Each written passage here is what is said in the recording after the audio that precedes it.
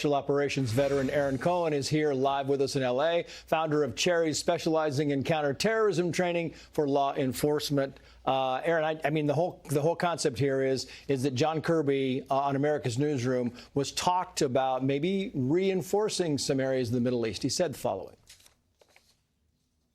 We will continue to help them defend themselves against a range of threats, and those include anything coming from Iran. And I can assure you that we will make the necessary force posture adjustments in the region to be able to do that. The threat is obviously increased right now, given what the Supreme Leader has vowed to do. So we got to take those comments seriously and adjust, and we are. Boosting the U.S. presence in the Middle East, it's always one of those things where you think Intel got some bad information, and now they're moving people. Is that what you take away from this? I think that it's a show of solidarity with Israel. I think it's a posturing that the U.S. is doing, that the White House is doing right now. Let's get the ships in there. Let's get a little more manpower presence. Right.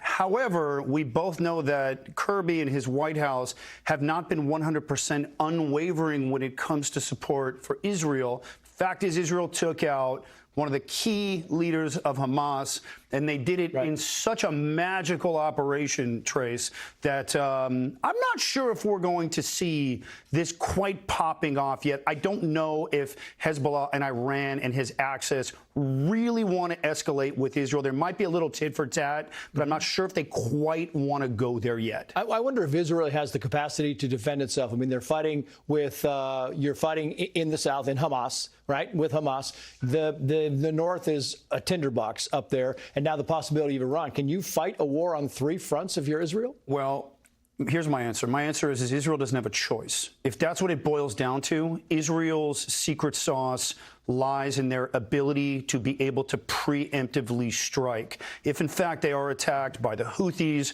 by Hezbollah in Lebanon, by elements of the Iranian axis from Syria and Iraq, Israel will have to move fast. They'll have to move quickly. But this could just sort of be a one-off, like we saw after the missiles were fired into Israel. Right. Israel came back and took out that target just following a couple of days later in that city. I can't remember the name of it.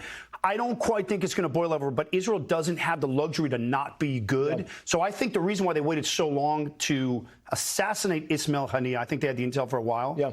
Because they wanted to make sure that they had a plan to be able to follow that up if, in fact, there was a monster counterattack. We covered the prisoner swap live on Fox News at night last night. President Biden was asked about the assassination of Ismail Haniyeh and whether it was beneficial or detrimental, and he said the following here. Watch. The chance for a ceasefire ruined after the assassination of Haniyeh. It's not helped.